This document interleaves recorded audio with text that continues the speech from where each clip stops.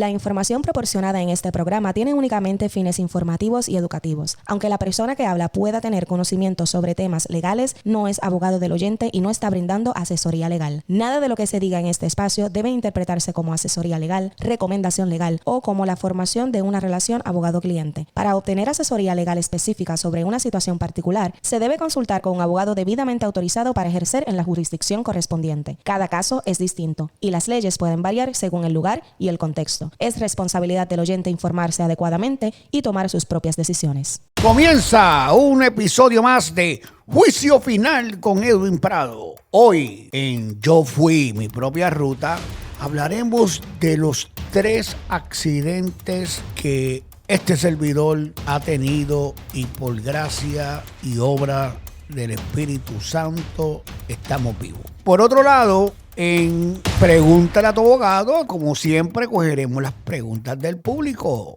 Y hoy es un día especial porque empieza una sección nueva. Crónicas de Radio Rebelde, un diario de la Revolución Cubana. Joya que solamente tiene este servidor, el diario de la Revolución Cubana, rescatado por este servidor de una persona que fue uno de los 5 pilares de la Revolución Cubana y falleció en Puerto Rico. Crónicas de Radio Rebelde, desde Sierra Maestra para el mundo. Por otro lado, continuaremos con milagros en las cárceles. Testimonio de la pastora Elis Yamira Sánchez, pastora que yo le dije pastora y se quedó pastora. Ella dice que estoy profetizando, pero persona que impactó mi vida, persona que conocí en unas circunstancias muy extraordinarias,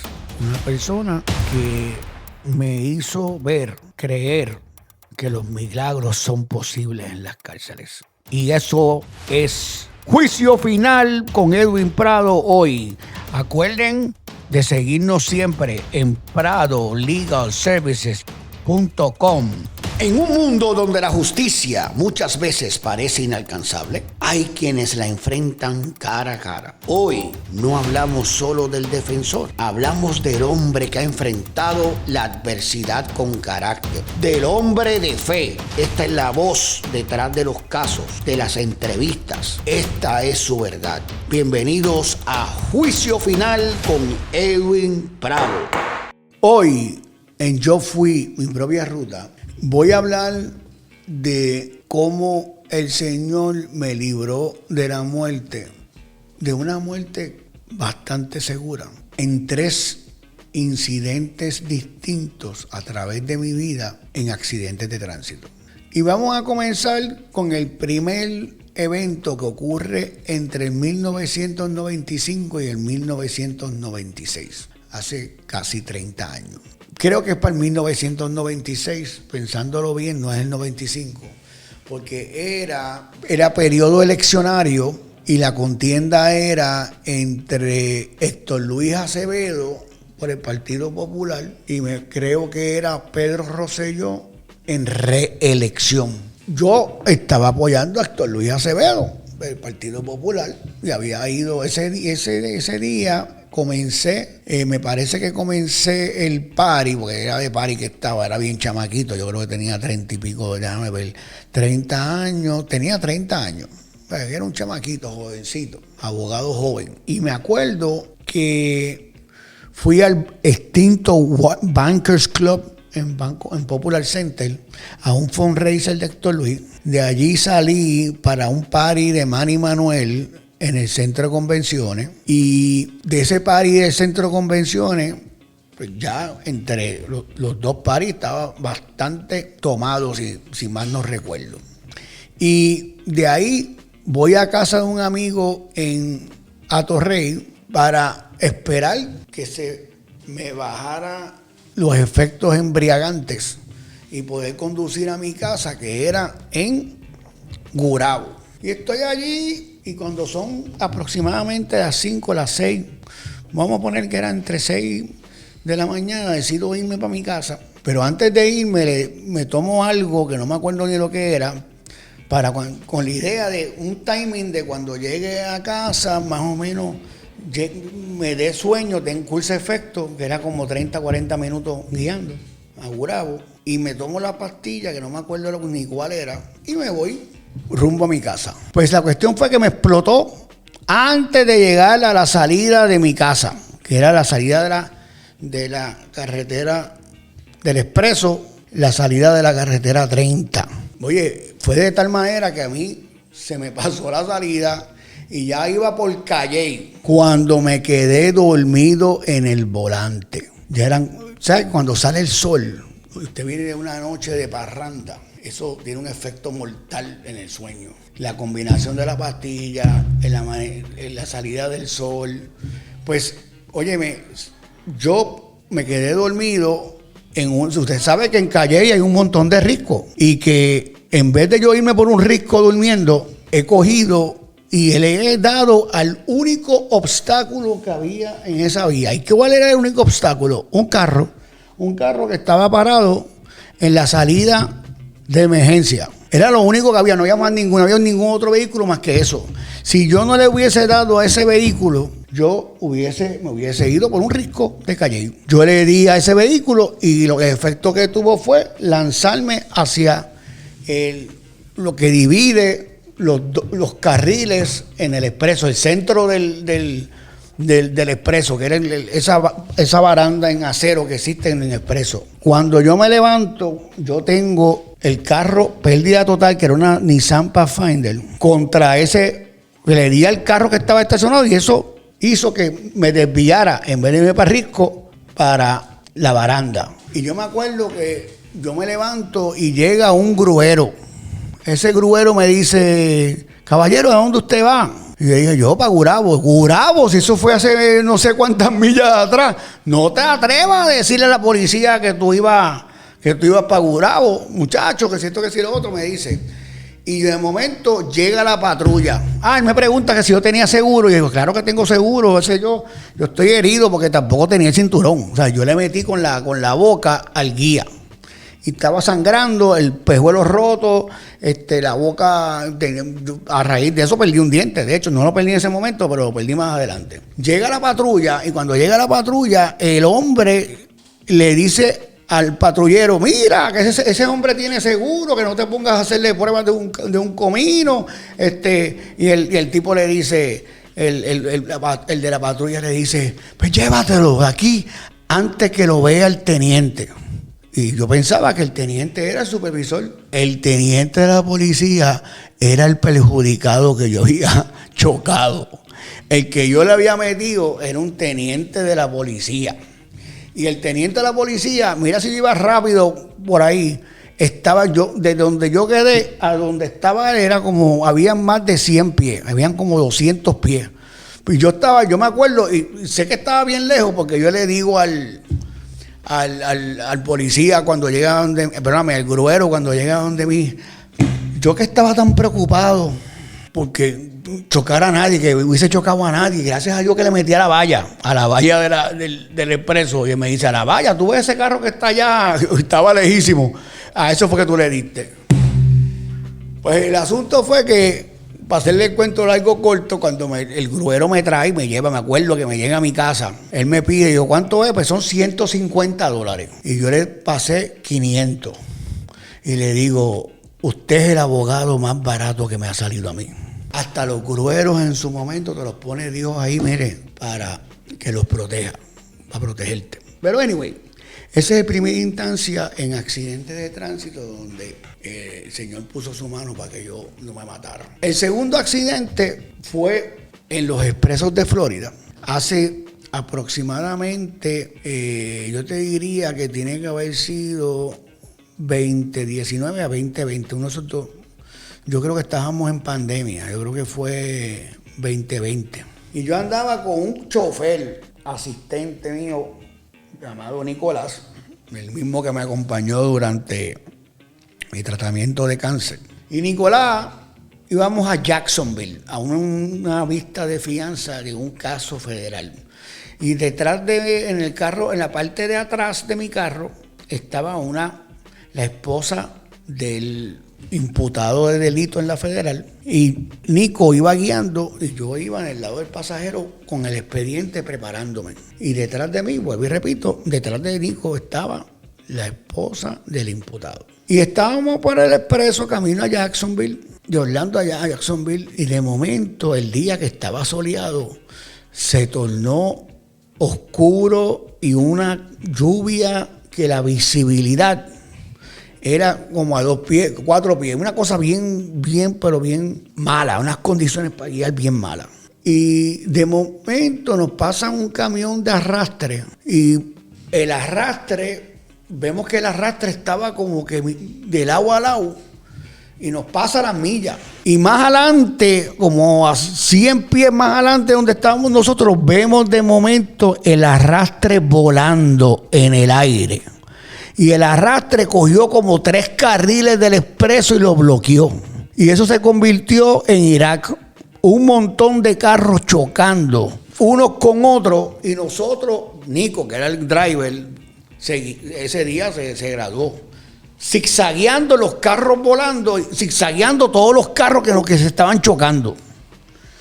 Y hasta que llegamos a un carril que aparentaba ser seguro y estamos mirando todos los carros alrededor. Parecía una guerra civil, una guerra donde habían todos estos carros bombardeados. Óyeme, y nos paramos, Nico se queda como paralizado y algo me dice, algo se llama el Señor, ¿sabes? Que nos teníamos que mover. Y yo sin mirar para atrás le empiezo a gritar a Nico, ¡muévete, muévete! Que se moviera del carril.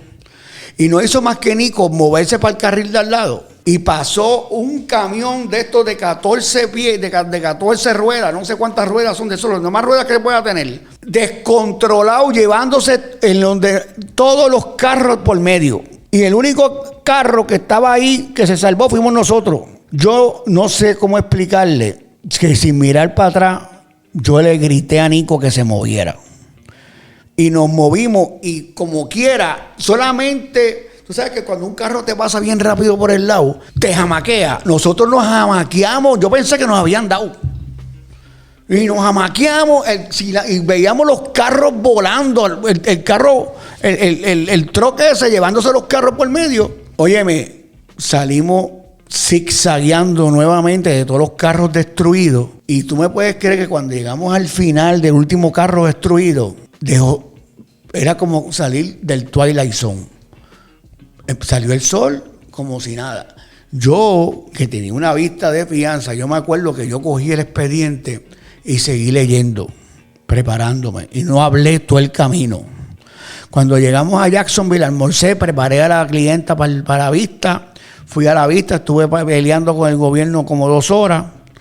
Y cuando salimos del tribunal le dije, Nico, ¿tú viste eso? Habían pasado como 3 horas. Y Nico me decía, pero parado, yo pensaba que tú no eras humano.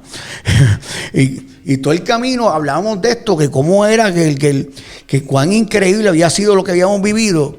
Y usted sabe qué fue lo más extraño de todo esto, que en Florida casi todos los accidentes de esa naturaleza publican los videos, hay videos del expreso.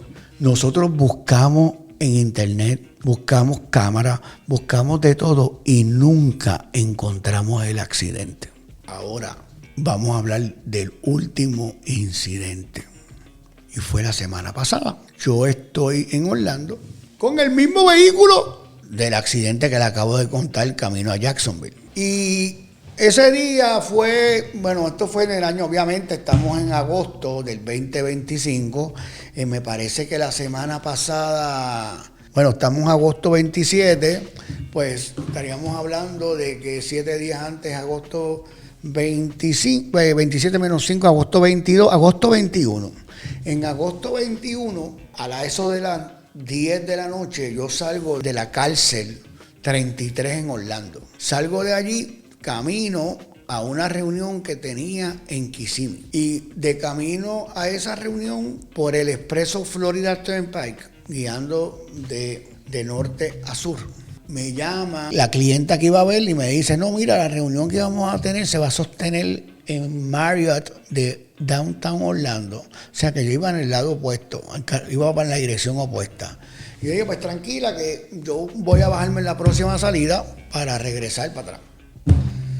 Y las próximas salidas, la salida 255.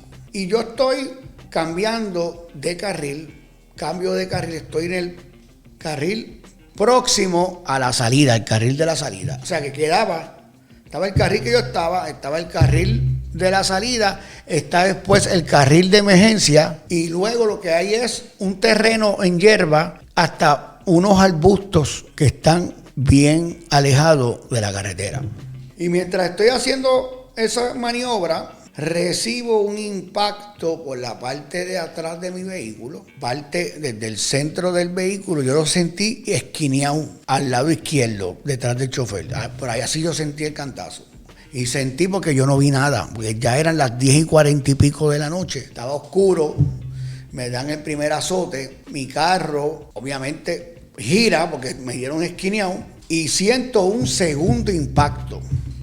Ese segundo impacto fue de terror. Yo nunca había sentido tanto miedo por perder mi vida como ese día.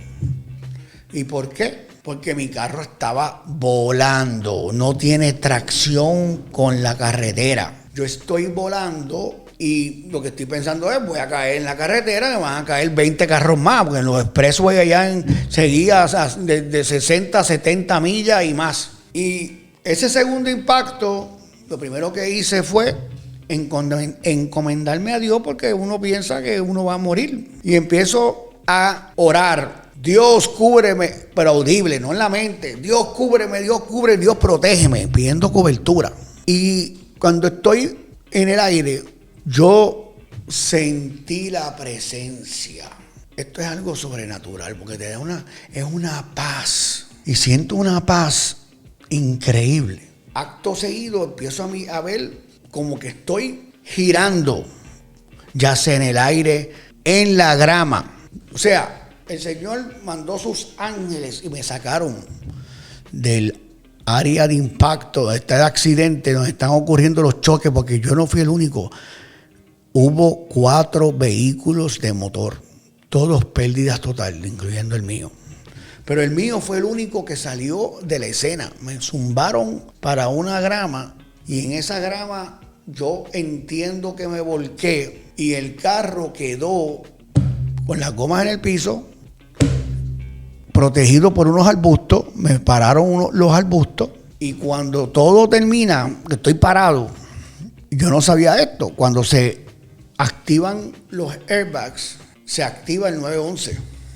Y el 911 me estaba hablando, diciéndome que a través de Bluetooth, que estaba conectado con el teléfono, a decirme que donde yo estaba. Yo le dije, yo sé que estoy en Florida Highway, pero no sé dónde, porque el carro quedó mirando al lado opuesto de donde yo iba, metido en unos arbustos, y lo único que yo veía eran árboles, palos, cubrían el cristal del frente, y los airbags cubrían las ventanas de los lados. El airbag del frente no se activó. Entonces, yo no podía abrir la puerta del conductor, pero salgo por la puerta del pasajero. Y yo estaba tan y tan metido en los arbustos que nadie que estaba atendiendo el accidente, me refiero a bomberos, trabajadores de emergencias médicas que estaban atendiendo el accidente, me vio, ni vio el carro. El carro quedó cubierto en arbustos.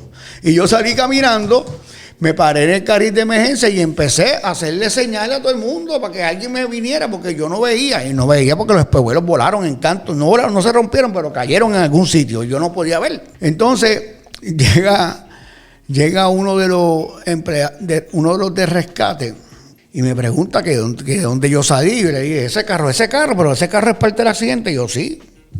Y me dicen, pero tú estás bien, porque viene el carro todo destruido. Y yo le digo, no, yo estoy bien, a mí no me duele nada, yo no tengo ningún rasguño. Entonces, cuando el tipo me mira la cara, piensa que el injerto de carne que tengo por mi curación de cáncer, que eso era parte del accidente, y se asusta tu cara. Yo le digo, no, eso no tiene nada que ver con esto. Ese es otro cuento, ese es otro milagro. Pero fue bien, yo estaba en shock, porque, ¿verdad? Yo he sido objeto de cosas sobrenaturales, como le he contado, pero lo que ocurrió el pasado martes, eso no tiene explicación. Obviamente en el mundo de los seres humanos, en el mundo espiritual, tiene una explicación y está en Salmo 91, que dice que cuando uno pide cobertura y cuando el gran Altísimo, uno se refugia en el Altísimo, en el gran yo soy, Él mandará sus ángeles para que ni una piedra te lastime. Y eso lo dice Salmo 91. Y yo sentí esa presencia. Gracias a Dios, los otros vehículos, aparte de ser pérdida total, no sufrieron ningún daño a las personas que estaban allí. Otra persona que no pidió ayuda, me dijo el oficial que atendió el accidente, me dijo que había una mujer embarazada, pero me dijeron que tampoco, obviamente la chequearon porque tú tienes 14 días para ir al hospital desde que tienes un accidente en Florida y te cubre el seguro de accidente del carro. Por eso tú tienes que ir en los 14 días, porque de lo contrario pierdes ese beneficio. Yo no fui porque yo no me sentía mal de ninguna forma. Pero un par de días después fui y los médicos ni rayos X me hicieron. Dijeron, no vemos ninguna razón para hacerte nada. Pero yo fui para cumplir. Anyway, antes de terminar, hay algo bien interesante.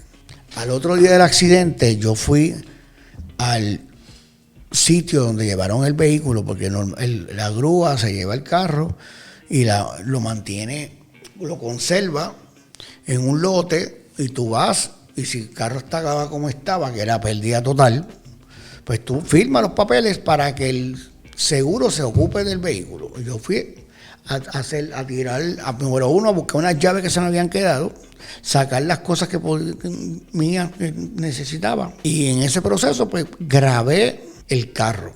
Producción va a poner el video. Si usted mira el vehículo de motor, usted va a ver que ambos lados están prácticamente destruidos. Los airbags de los lados del carro abrieron. Yo nunca toqué nada con la parte del frente, por eso no se activaron los airbags del frente. Pero lo más interesante es que usted va a ver que en los lados del carro se ve fango, como si el carro se hubiese volcado. Pero sin embargo, usted observe la capota, no tiene ni un guayazo. Es más, parece que le hubiesen pasado a cera. Eso solamente lo hace Dios. Y entonces, pero más importante aún, producción le va a poner unos videos y unas fotos donde usted va a poder observar que mi carro pudo haberle dado a no menos de 4 a 6 objetos fijos. 2 postes, cuando la grúa está sacando el carro, usted se va a ver que hay un poste ahí, poste al frente, poste atrás y los signs del peaje, porque en toda salida del expreso hay unos signs de peaje. Y hay no menos de 2 signs. A nada de eso yo le di. Y si mira el video del accidente, que también producción está poniendo, va a ver que donde yo quedé, protegida por arbustos, queda a más de 200 pies de la escena del accidente. Y con este glorioso testimonio, damos por terminado Yo Fui Mi Propia Ruta con Edwin Prado. Lo que tú vives, lo respondemos sin vueltas. Esto es Pregúntale a tu abogado, el segmento legal del programa que no se calla. Juicio final con Edwin Prado, para que no te cojan de bobo.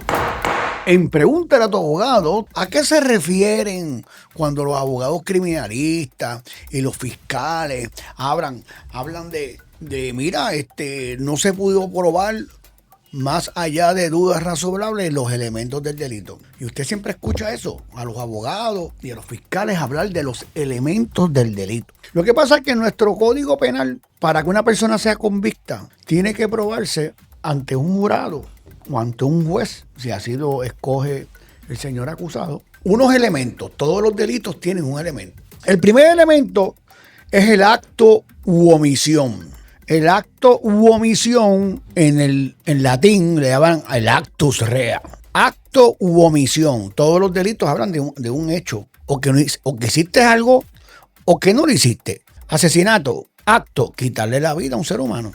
También hay delitos que hablan de omitir, no hacer un acto que estabas obligado en ley. Por ejemplo, nuestro Código de Rentas Internas habla de el delito de no radicar planillas cuando vienes obligado a radicar. Eso es un ejemplo de un elemento de omisión. Usted no radicó ¿Y quién dice quién tiene que radicar? Pues el Código de Rentas Internas establece unos mínimos de ingresos a bases de tu estatus al radicar planilla. Y si usted cumple con ese mínimo de ingresos requerido para su estatus contributivo, pues, y usted ese año contributivo no radica planilla, pues usted tiene un delito, el acto tipificado en el Código de Rentas Internas de no radicar planilla.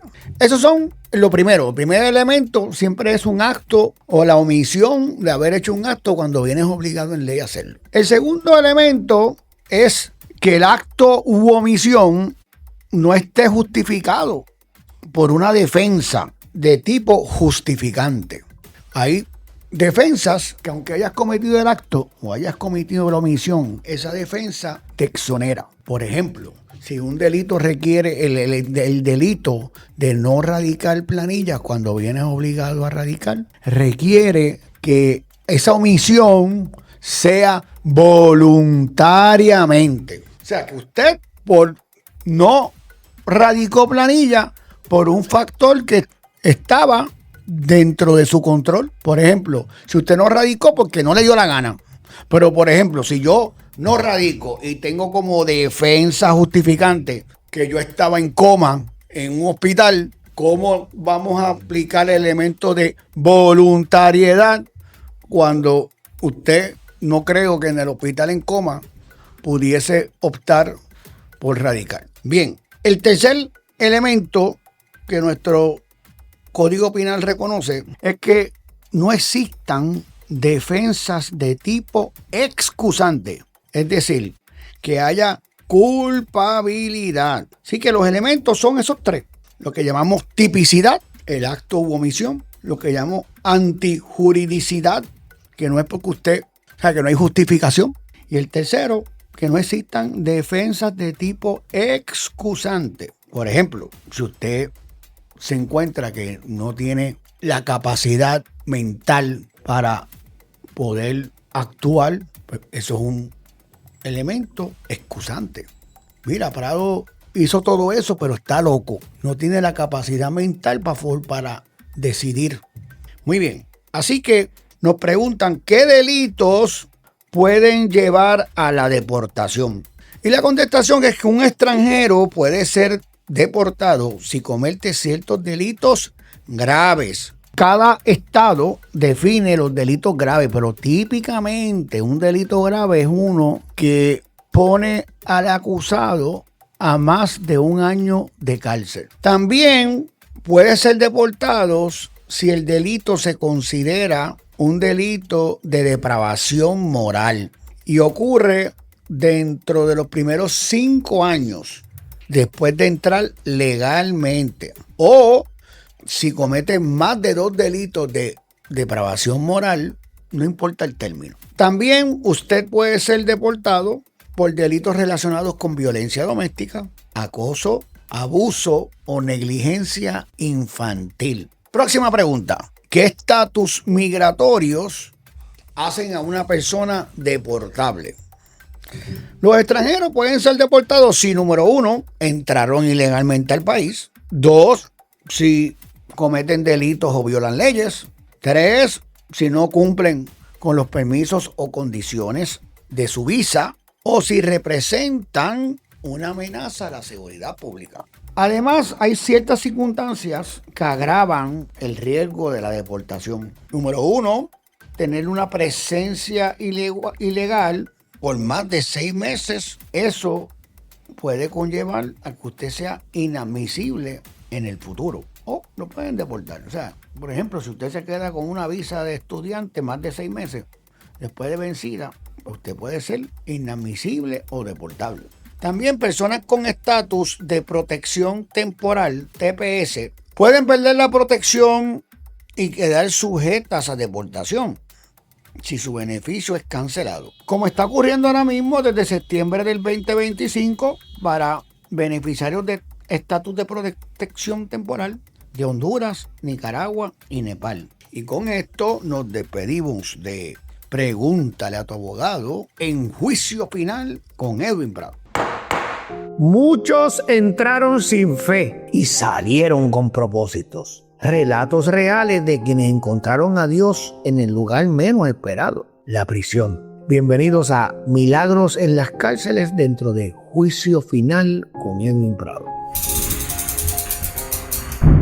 Hoy en Milagros en las Cárceles continuamos con el impactante testimonio de Elis Yamira Sánchez, antes conocida como La China, hoy la pastora Elis Yamira Sánchez.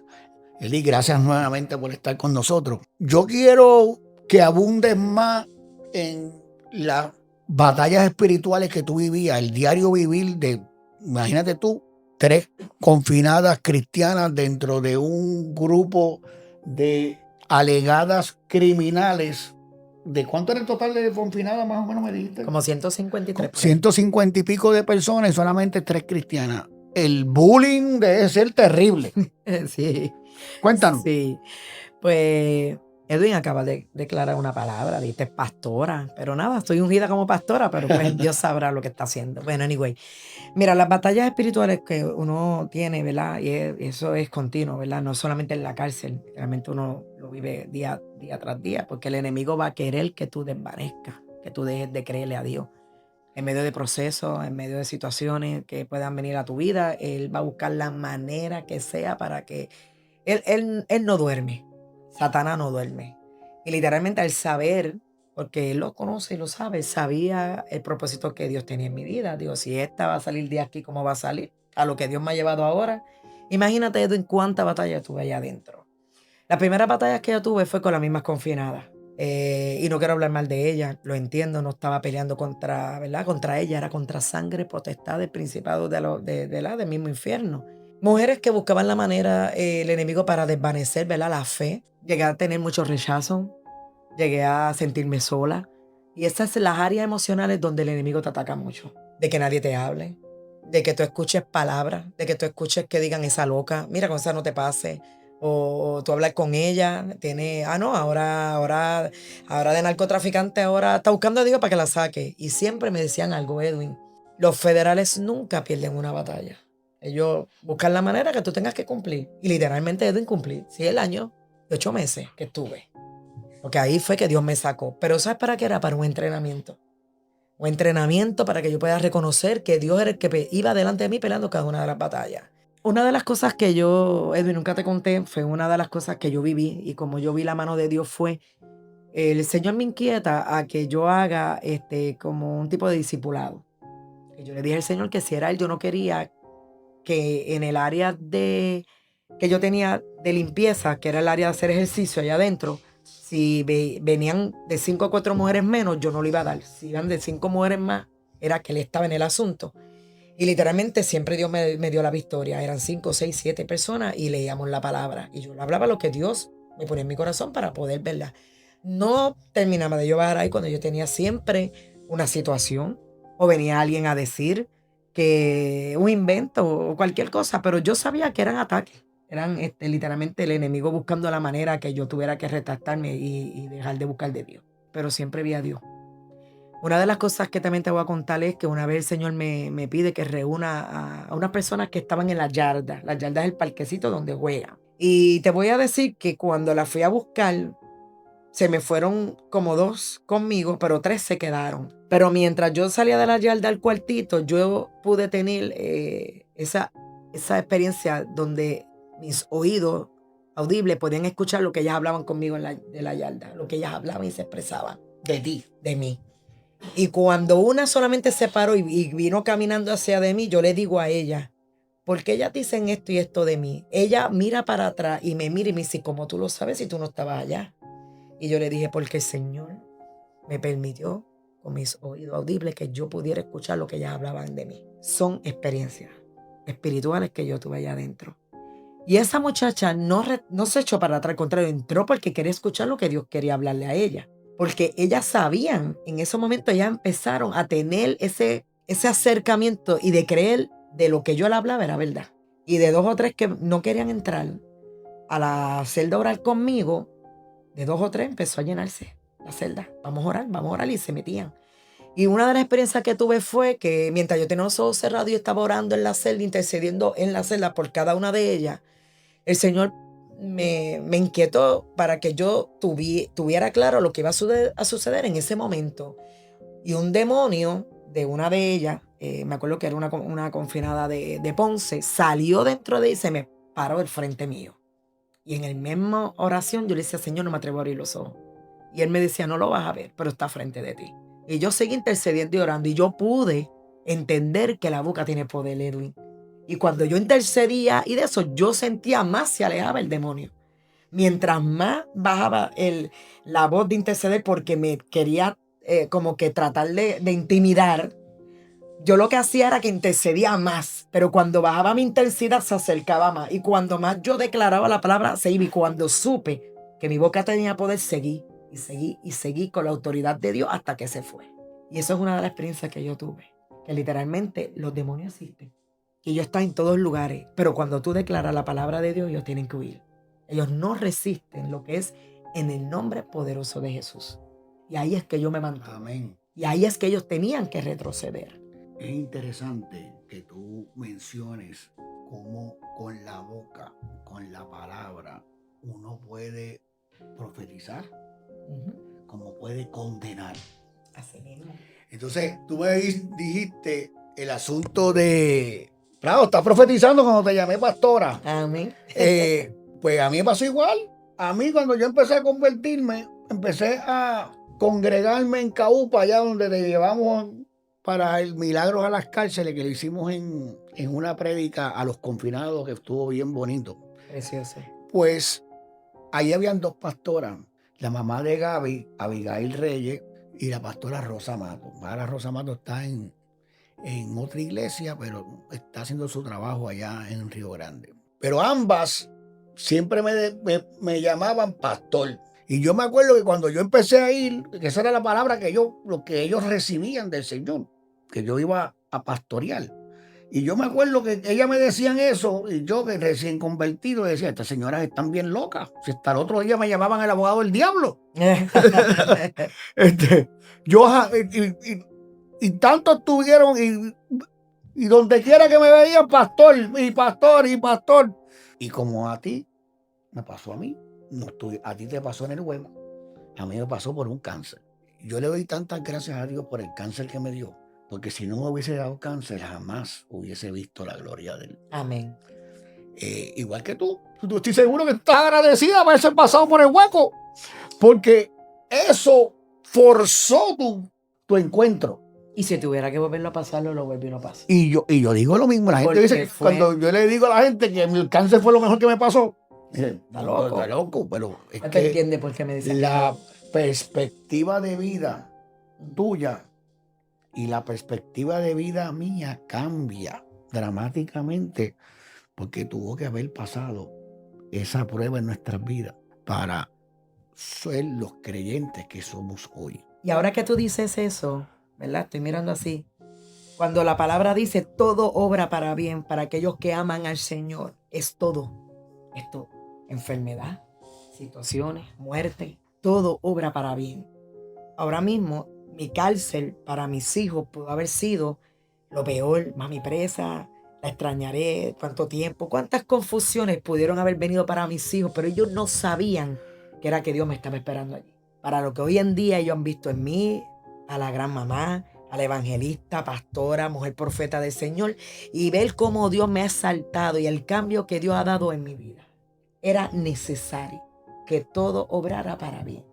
Y antes de culminar con el proceso de la cárcel, si hubiese un momento donde tú sentiste que tu fe se quebranta, pues siempre tenemos un momento en nuestra prueba donde uno siente que la fe está quebrantada.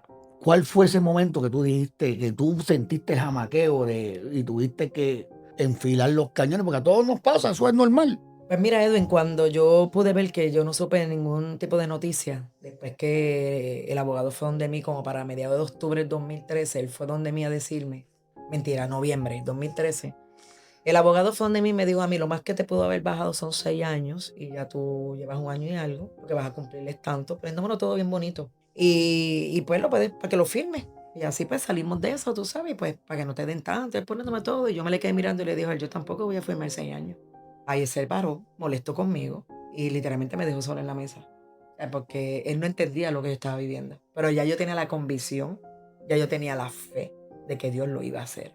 Pero ¿qué sucede? Cuando yo salgo de ahí, yo subo y llego llorando a la habitación, porque a todas estas, ahí es que viene lo que tú me acabas de decir. Yo digo, Señor, yo lo estoy haciendo bien. Me bajaste de 10 a 6 años, si yo lo filmo. Me venían en la mente las palabras de él. Pero Señor, yo quiero confiar en ti. Señor, yo no quiero dudar de lo que tú has hablado sobre mi vida y las experiencias que yo he tenido aquí, y como yo he visto, como tú has peleado por mí, he visto tu mano hasta en la comida, Señor. Porque hasta en la comida, Edwin, yo vi la mano de Dios. O sea, yo no te sé explicar, pero yo vi la mano de Dios en todo tiempo. Entonces ahí sí me sentí. Me sentí bien, bien, bien, bien quebrantada. Y ahí es que yo empiezo a aprender lo que es la adoración. Y te voy a contar la experiencia que yo tuve con la adoración. Así como Pablo y Sila adoraron a Dios, ¿verdad? En ese hueco, y vieron cómo el lugar tembló y se abrieron la cárcel. Ahí yo tuve esa misma experiencia. En ese mes de diciembre, fueron unas últimas diciembre, ¿verdad? Que fue el segundo diciembre que yo estaba allá, entonces lo pasé un poco triste, ¿verdad? Porque no veía nada. Y literalmente como humana, aunque yo estaba llena de fe creyendo y declaraba la palabra, llegó un momento que dije, wow, ¿cuándo Dios lo hará? Cuando llega el mes de enero del 2014, yo me acuerdo que para el mes del 12 de enero hubo un temblor de tierra que en Puerto Rico está registrado, 12 de enero del 2014. Y ese día yo me acuerdo bien, bien que yo me puse los audífonos y me puse a adorar a Dios. Y venía a la hora del conteo. El conteo tú tienes que estar parado. Cuando ellos van a contar, que ellos pasan a la milla, la seguridad, eso es 1, 2, 1, 2, para contar, para poder cerrar el ciclo, ¿verdad? Y yo me acuerdo que yo estaba brincando y saltando de espalda, esto y lo otro, y el guardia se queda mirando y empieza a decirle a la otra, esta está loca, ¿qué es cierto? Y yo seguía ahí adorando a Dios porque yo tenía la música en 104.1. Y eso era música tras de otra. O sea, él en esta emisora, actualmente lo he escuchado, es música tras de otra cristiana. Viene tipo reggaetón, esto, lo otro, no era. Y yo era adora. Y estuvimos fácil como hasta las 11 y pico adorando. Me acuerdo bien claro que nos alcanzamos y le dije, vamos a orar antes de acostarnos. Y cuando me quito el de todo, lo pongo guindando, ahí es que tiembla. Se estremeció la cárcel, pero de una manera brutal. Yo pensé en mi familia, yo pensé en todo, pensé por ahí vendrá un tsunami, miré por el boquetito, por la ventana, pero fíjate, la cuestión es que allí lloraban, allí decían porque se sintió bien fuerte. Jamás pensé que esa era la contestación del Señor. Jamás pensé que Dios a través de eso me demostraba en un sueño que el 11 de abril iba a ser mi salida. Pero mira lo que pasó.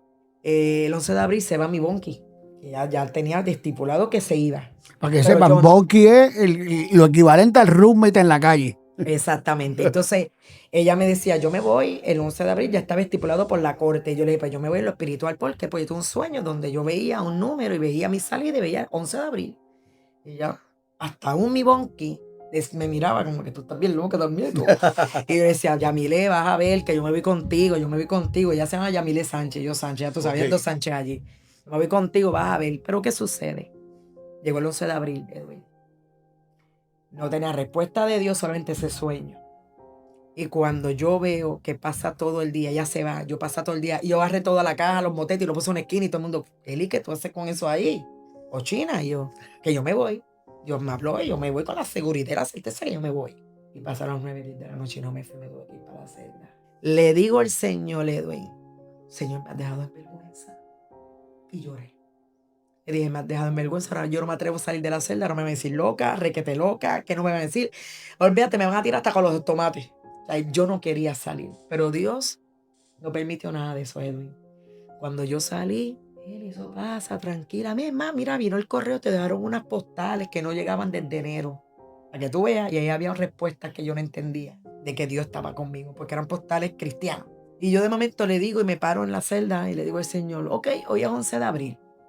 Y usé mi boca con poder. Le dije, tú hablaste y tú lo dijiste que lo vas a hacer. No va a pasar un mes después de esto cuando yo veo tu respuesta y tú me vas a abrir las puertas.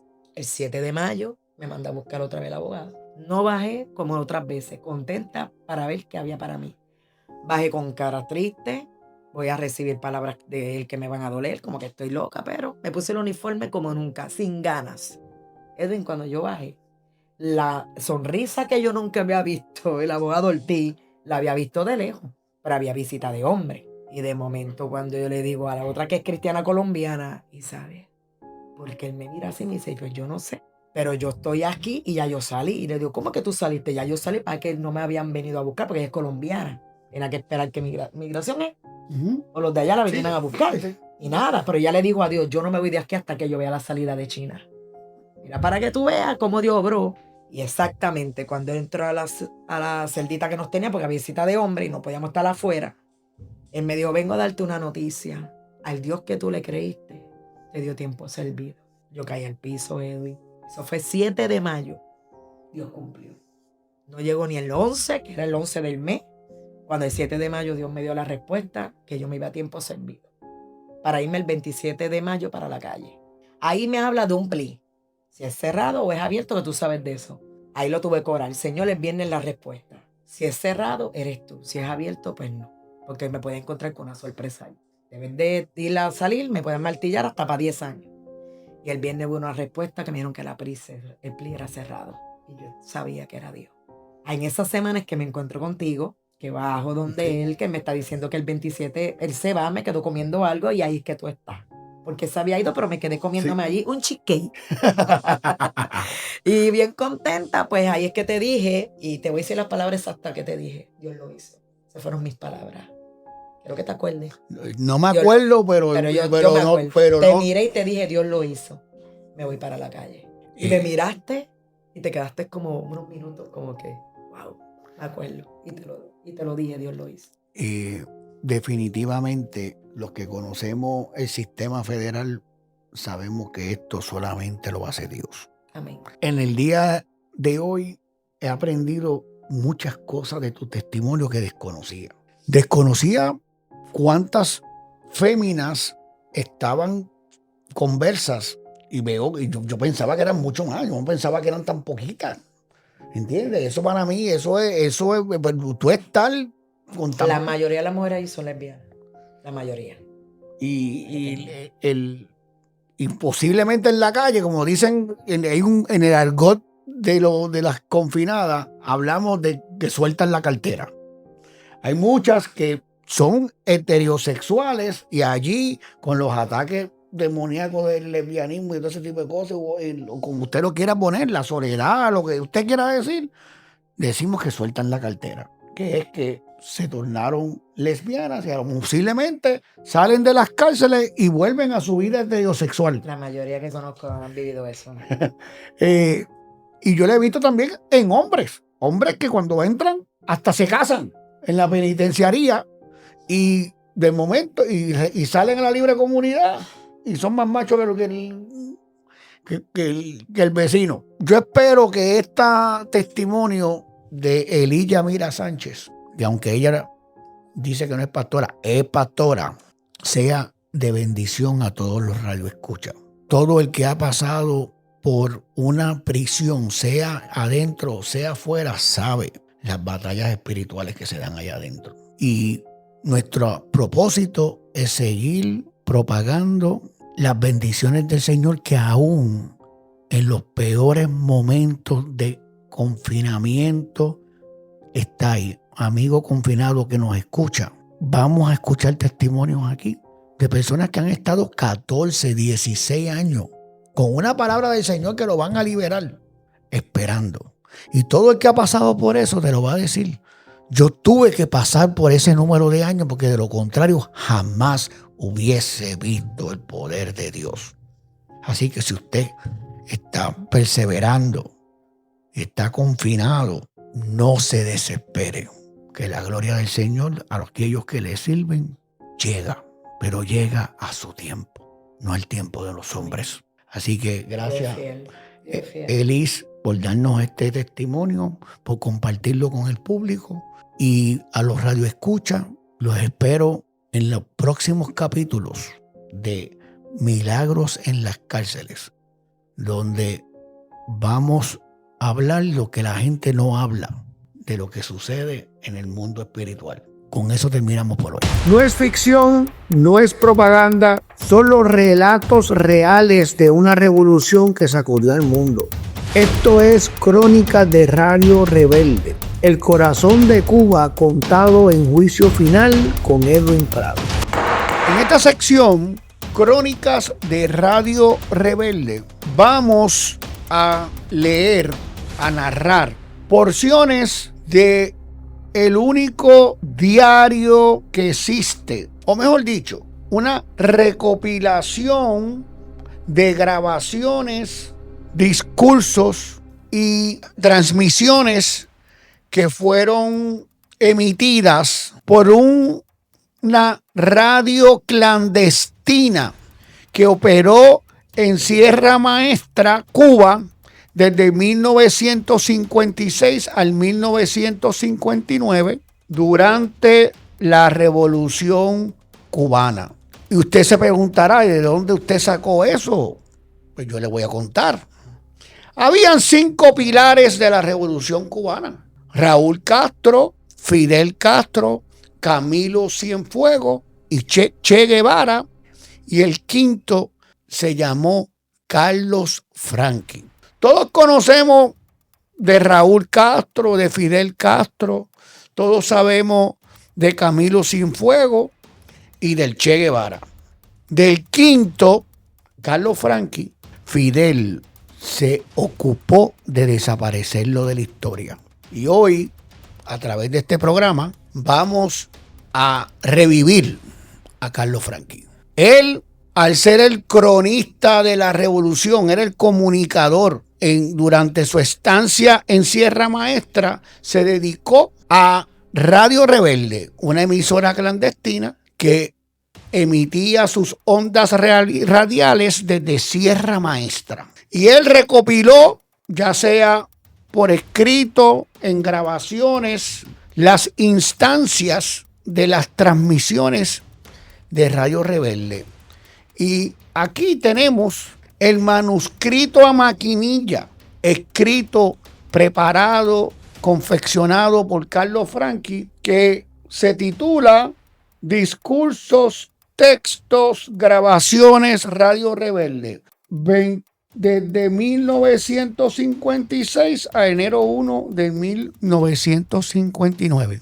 Estos extractos que vamos a leer son copia fiel y exacta del manuscrito, que en su totalidad nunca fue publicado. Ustedes me preguntarán, oye, pero ¿y cómo tú obtuviste eso? Pues bien, Carlos Franqui, una vez terminó la revolución, cuenta él que a él se le ofreció ser secretario de Hacienda. Y él dijo que no era contable, que no sabía nada de eso. Se le ofreció Fidel ser secretario del Trabajo. Y él le dijo, yo soy socialista. Y él cuenta que en ese momento el único socialista comunista del grupo era él. Y yo no puedo ser secretario del Trabajo, decía él en una entrevista, porque siempre voy a estar parcializado con el obrero. Y Fidel le dice, ¿qué tú quieres? Y cuenta él en una de sus entrevistas. Y él le contesta a Fidel que él quería hacer lo que él sabía hacer, comunicar. Y eso a Fidel no le gustaba, porque él quería controlar las comunicaciones, y le dijo que él tenía algo para él, que lo iba a mandar a Italia, porque él sabía que él era muy afín con las artes plásticas y con los artistas, para que organice los artistas plásticos a favor de la revolución. Y así trascendió que Carlos Franqui se fue para Italia, post-revolución. Ahí se asoció con los grandes pintores de la época, Miró, Picasso, y con el gran escultor y pintor americano Alexander Calder. Y Carlos Franqui posteriormente fue llamado a regresar a Cuba para organizar el periódico La Revolución. Y estando en La Revolución, en el periódico, él cuenta que lo hizo desertar la revolución fue que durante la crisis de los misiles, el primero que recibe la información de que Khrushchev de Rusia había secretamente cuadrado la vuelta, como decimos nosotros, con John F. Kennedy, y habían bajado los misiles que estaban en Cienfuegos apuntando a Estados Unidos. Cuando ocurre eso, él llama a Fidel y le dice, y se entera por prensa asociada, mira Fidel, ¿cómo tú quieres que yo maneje la noticia? Y Fidel le dice, haz lo que, ¿qué noticia? En otras palabras, Fidel no sabía de esa reunión secreta. Y Carlos le dice, chico, que Khrushchev y John F. Kennedy ya hicieron la paz y mandaron a bajar los misiles de Cienfuegos. Fidel se molesta y le dice, haz lo que te dé la gana. Y Carlos Franchi hace un editorial en el periódico que no le gustó mucho a Fidel. Y al otro día por la mañana, él cuenta que a primera hora estaba Raúl Castro preguntándole que por qué él había hecho eso. Y él le dijo, porque tu hermano me dijo que hiciera lo que me diera la gana. Y ahí él se da cuenta que era momento de desertar la revolución. Que los otros pilares de la revolución, Camilo Cienfuegos, lo mandaron un pasaje one way y nunca apareció el cuerpo, nadie sabe qué le pasó. Y por otro lado, nuestro amigo Che Guevara lo mandaron a Bolivia a una misión suicida. Y el único que quedaba, que no era hermano de Fidel, era Carlos Franchi. Carlos Franchi, después de esa visita, decidió que era momento de desertar la revolución. Y como tenía pasaportes diplomáticos de Italia, por ahí mismo se fue a Italia. Y desde el exilio escribió 27 libros aproximadamente. Se convirtió en una de las personas más prolíficas escribiendo en contra de la revolución. De ser una persona que apoyaba la revolución full, fue el único que salió con vida de Cuba y se convirtió en enemigo acérrimo de la revolución cubana, según le había llevado Fidel y Raúl. Pues Carlos Franchi murió en Puerto Rico y cuando falleció, este servidor tuvo acceso a estos documentos que le vamos a estar narrando en esta sección que ya dijimos que tiene como título Crónicas de Radio Rebelde. Ya que ustedes conocen la fuente de la información, vamos a comenzar hoy con la primera página. Y esto es un texto que data posiblemente desde los 60, de la década de los 60. Y dice así la primera página de Radio Rebelde, Crónicas de Radio Rebelde. Esto es Carlos Franchi narrando su camino a Sierra Maestra. Los que no lo saben, Sierra Maestra es como el yunque. Y la revolución cubana, desde el 56 al 59, desde Sierra Maestra se peleaba en guerrilla contra la dictadura de Batista. Vamos a oír en la primera página, narrada por este servidor. Dice así: al iniciar de nuevo la marcha hacia la Sierra Maestra, donde seguiremos luchando hasta vencer o morir, queremos dejar constancia de nuestro reconocimiento al compañero Ramón Pérez Montano y a su familia, que nos ayudó a reagrupar el primer contingente de nuestro destacamento. Lo abasteció durante 8 días y lo puso en contacto con el movimiento en el resto de la isla. La ayuda que hemos recibido de él y de muchos como él en los días más críticos de la revolución es lo que nos alienta a seguir la lucha con más fe que nunca, convencidos de que un pueblo como el nuestro merece todos los sacrificios. No sabemos cuántos de nosotros caeremos en la lucha, pero aquí quedan las firmas de todos como constancia de infinito agradecimiento. Diciembre 25 de 1956. Así abre el autor Carlos Franchi Crónicas de Radio Rebelde. Muchas gracias por su atención hoy. Juicio final con Edwin Prado. Esto fue todo por hoy en Juicio Final con Edwin Prado. Espero que les hayan gustado este programazo. Síganos en las redes sociales, pradolegalservices.com